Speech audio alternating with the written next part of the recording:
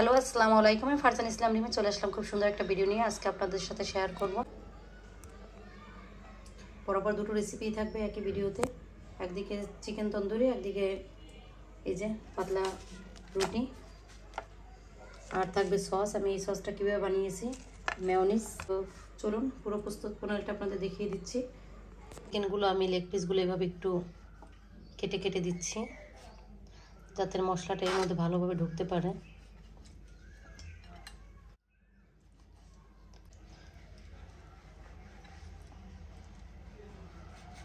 Half চামচ করে আদা রসুন বাটা, আর দিয়ে দিচ্ছি লেবুর রস,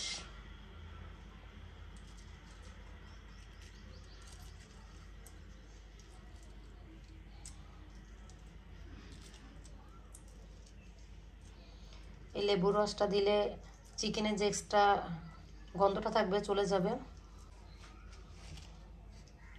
আর দিয়ে দিচ্ছি লবণ, দিচ্ছি কিছু গোলমরিচ।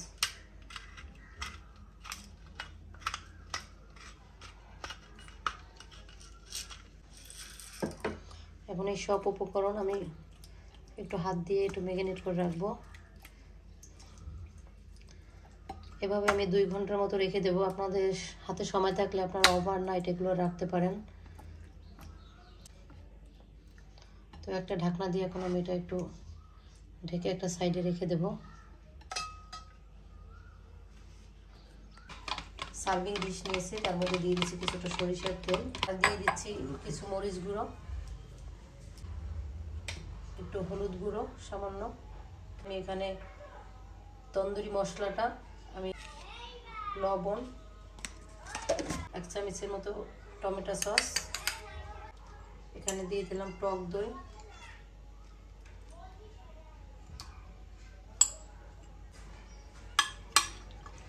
এখন সব মশলা আমি ভালো করে একটু নেড়ে চেড়ে বিসমিল্লাহ। এখন আমি ভালো করে এর মধ্যে একটু হাত দিয়ে মাখিয়ে দিচ্ছি। তো এটা আমি আপনার ঘন্টাখানেক রেস্টে রেখে দেবো। যদি আপনাদের হাতে সময় থাকে পুরো ওভারনাইট রেখে দিতে পারেন। এটা আমি এখন একটা সাইডে ঢেকে রাখতেছি।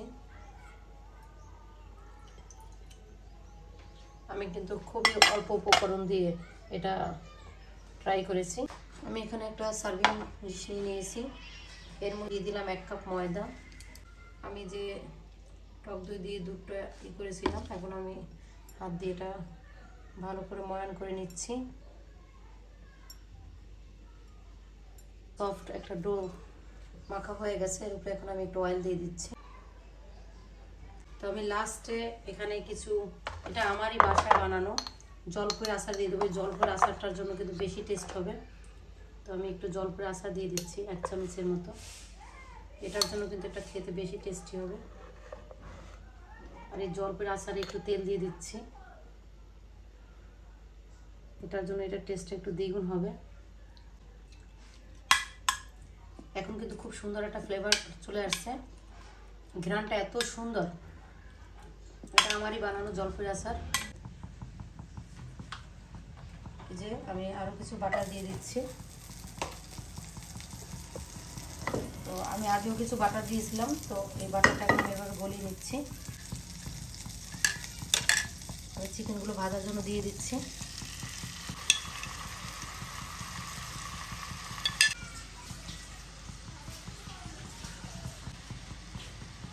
আমি একটা ঢাকনা দিয়ে এটা একটু 5 মিনিটের মতো জাল করে নিচ্ছি। এখন আমি এখানে একটা ব্লেন্ডারের জার নিয়ে নিয়েছি, তার মধ্যে দিয়ে দিচ্ছি আমি এখানে কিছু দুধ একটু নর্মাল ফ্রিজে রেখে দিয়েছিলাম ঠান্ডা হওয়ার জন্য। এখন এটা আমি দিয়ে দিচ্ছি একটু জলপাইয়ের আচার, এটা দিলে খুব সুন্দর একটা মনে টেস্ট আসবে। দিচ্ছি এরকম চিনি, তেল দিয়ে দিচ্ছি। এই যে আমি একটা সস বানিয়ে নিলাম, দেখেন সসটা একটু ঢেলে দিচ্ছি।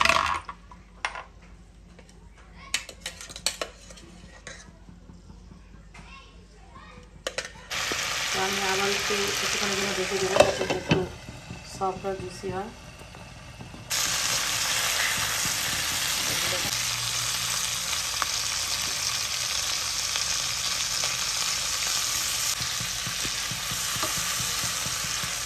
আর আমার বাসা কিন্তু ঘ্রাণে মৌ মৌ করতেছে, মানে এই বাটারে দেওয়ার কারণে এত সুন্দর একটা ফ্লেভার চলে আসছে। কি সুন্দর একটা ঘ্রাণ, অনেক সুন্দর একটা পোড়া পোড়া ভাব চলে আসছে। আমার এটা হয়ে গেছে, এটা আমি নামিয়ে নেব।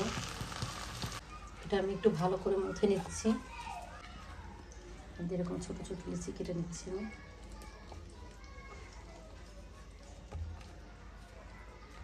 রুটিগুলো এরকম পাতলা করে আমি বেলে নিয়েছি। আমি এটা পাতলা রুটি করেছি, আমি কিন্তু আজকে নান রুটি বানাইনি। এই যে চিকেনের সাথে খাওয়ার জন্য এরকম পাতলা রুটিও কিন্তু অনেক বেশি টেস্ট হয়, আপনারা অবশ্যই ট্রাই করবেন।